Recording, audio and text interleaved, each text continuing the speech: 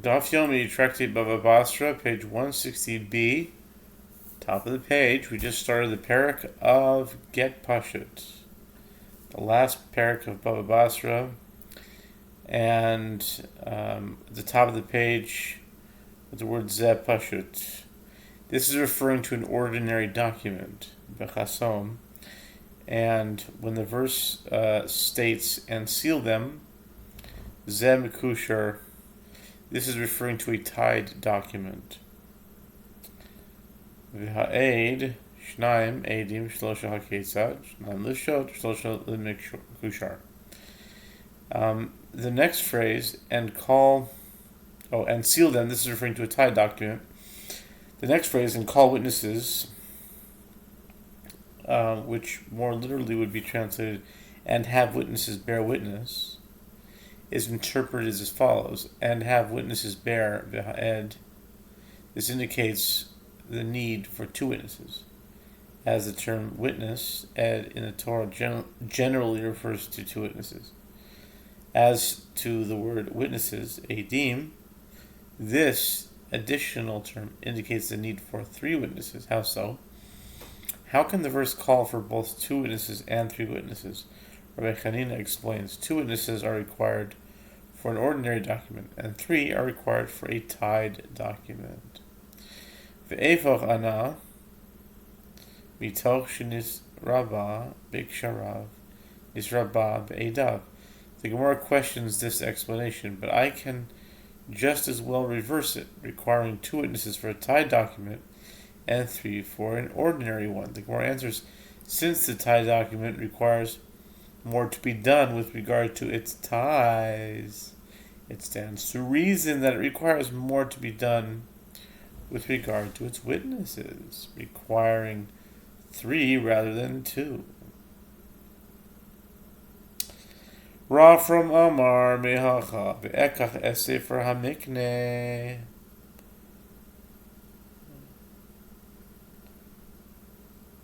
Es hachasum hamitzveh ve'achukim ve'es hagalui ve'ekach es Sofer hamakne. Sofer hamikna. Ze pashut. Es hachasum ze mekushar. Ve'es hagalui ze pashut b'mekushar. Sheb'mekushar. Rafram says, I wonder if this is Rafram Bar Papa. It just says Rafram. Rafram says that there is a different source for two kinds of documents. From here, so I took the deed of the purchase that which was sealed, the terms and conditions, and that which was open. Jeremiah 32:11, when the verse states, so I took the deed of the purchase, this is referring to an ordinary document. When it states that which was sealed, this is referring to a tied document. When it states and that which was open, this is referring to the ordinary unfolded part of a tied document. HaMitzvah ve'achukim elu devarim shebein pashut lemekushal. Okay, it's on. Ze edav shnayim v'ze edav shloisha. Ze edav mitoichoi v'ze edav be'achoirav. Rafram continues with regard to the phrase, the terms and conditions. These are the matters that distinguish an ordinary document from a tied one. How so? What are the details that differentiate the two types of documents? This one, the ordinary document, has two witnesses, and that one, the tied document, has three witnesses. And in this one, the ordinary document, its witnesses are signed inside it, on the front side, while in that one, the tied document, its witnesses are signed on the back of it. The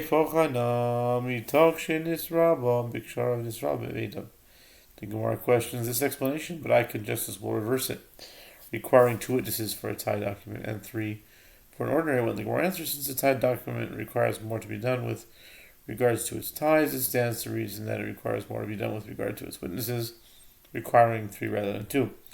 Rami bar Yechezkel amal mehacham al pi shnayim edim o al pi shlosha edim yakum davar.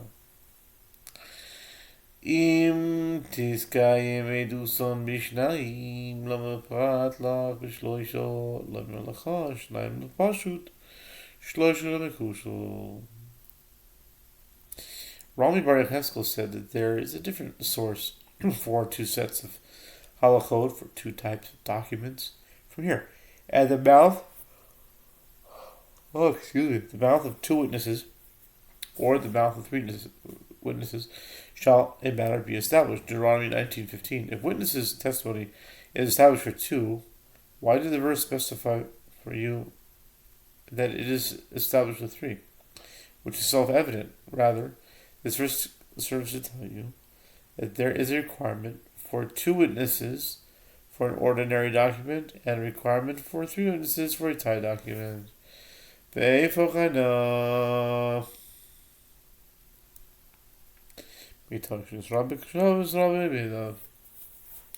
basically repeating the same sequence.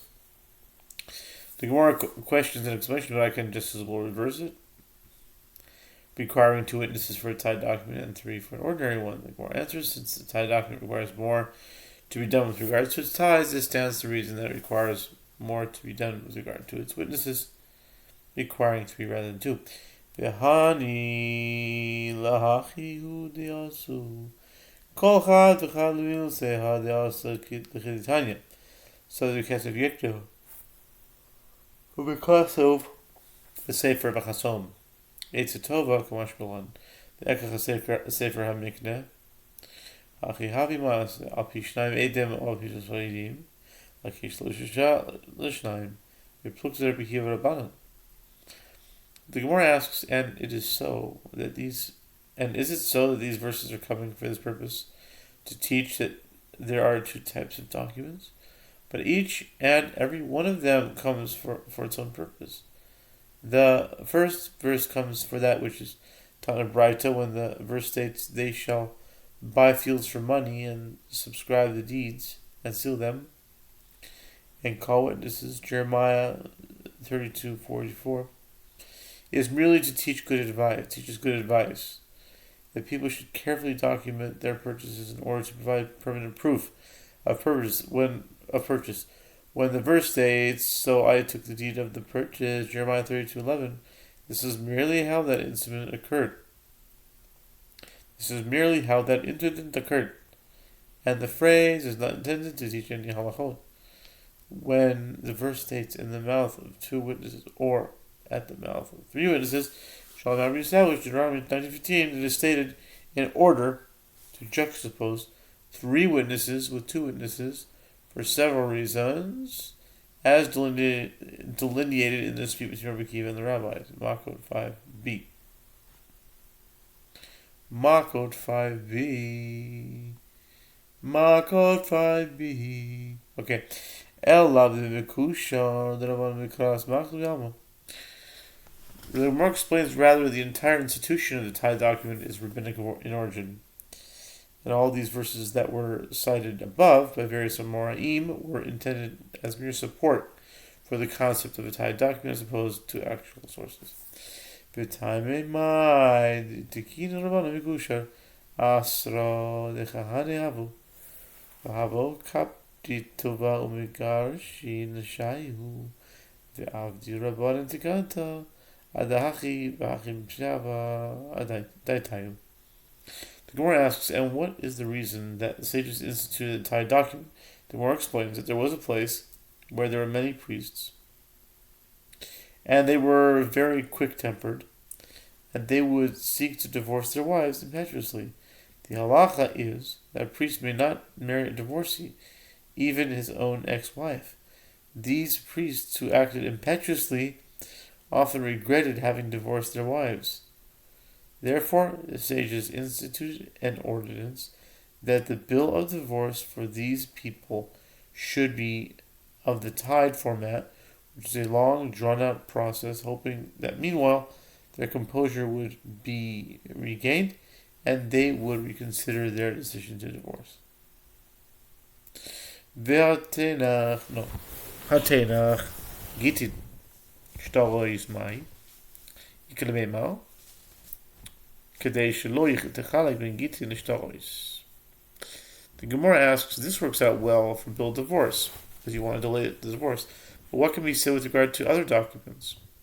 Why is this procedure used for other documents as well? The Gemara answers, this was instituted so that you should not differentiate between bills of divorce and other documents. Rabbi Yehuda Amar, Bein Kesher LeKesher, Rabbi Yirmiyah Bar Abba Amar, Achoyer Eksav, Ukeneged HaKetzav HaMibachutz. Where do the witnesses sign on a tied document? Rav Huna says they sign between each tied fold. And Rabbi Yirmiyah Bar Abba says they sign on the back of the written side, taking care that the signatures are exactly opposite the writing on the outside. Amar le Rabbi Bar Chama le Rav Chizda le Rav Huna de Amar bein kesher lekesher kasal kadaitzim bein kesher lekesher me gavai veha hahu mikushar de asyo the Chama de Rabbi Amar Rabbi ein zman bezeh Amar le Rabbi Shimon Rabbi le Rabbi Shema bein kashav muvla Playa v'chazara im isa ein zman bazeh ve'ein edim bazeh miboyle. Rabbi Bar Chama said to Rav Chizda, according to Rav Huna, who says that the witnesses sign between each tied fold, it enters our mind that he meant between each tied fold and on the inside of the document. But this is difficult, as there was a certain tied document that came before Yehuda Hanasi. Yehuda Hanasi, not realizing it was tied, said, there is no date on this document, so it is not valid. But then Rabbi Shimon, son of Rabbi Yehuda Hanasi, said to Rabbi Yehuda Hanasi, perhaps the date is hidden between the tied folds. Yehuda Hanasi opened it and saw that the date was in fact between the tied folds. And if it is so, that the witnesses signed between each tied fold on the inside of the format is inside of the document, Rabbi Yehuda Hanasi should have had two objections and said there is no date on this document and there is also no witnesses signed on this document. Amar le mi savers ben kesher kesher mi gabe la ben kesher kesher mi abrahim. Rav Chizda says to him, do you maintain that Rav Huna meant that the witnesses signed between the tied folds and on the inside? No, he meant between the tied folds on their outside and on the tied folds on the outside of the document. The Gemara questions Rav Huna's opinion, but let us be concerned that perhaps the party holding the document falsifies information and wrote whatever he wanted. And this is the concern there. As there are already witnesses signed on the document, in an ordinary document, the witnesses sign immediately following the next, so there is no possibility of adding the text. A tied document has part of its text written in the folds, but also has a part written on the face of the document on the unfolded paper, before or after the text in the folded part. If the witnesses sign between the folds, there is the possibility of writing additional text in the unfolded section. Dechsiv be sarid sharid v'kayam. It explains this is the case where it's written in a document, everything is confirmed and established. That is, every folded document must contain this formula at the end of the text to prevent allegory, as any writing after this formula would be disregarded. My hadar Adar Ksav Sarid Vikaim Achrini had the Sarid Vikaim the Kasbin and Tre Sarid The Gemara questions explanation, but let's be concerned that perhaps the holder of the document wrote whatever he wanted and afterwards wrote another time. Everything is confirmed and established. The Gemara explains, we write only one declaration of it. Everything is confirmed and established. We do not write three declarations of it. Of everything is confined and established. Therefore, anything written after the first declaration would be rejected, even if followed by a reception of the declaration.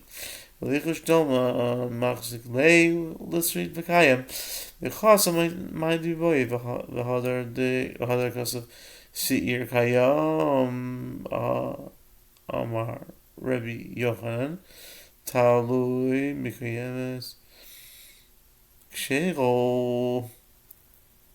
More questions further, but let there be a concern that perhaps the holder of the document erased the declaration. Everything is confirmed and established, and then wrote whatever he wanted over the erasure, and afterwards wrote the declaration. Everything is confirmed and established. The Gemara responds, how could this happen? Doesn't Rabbi Chanina say a document that includes a superseded correction of text inserted between the lines of the document, which is verified at the end of the document, is valid?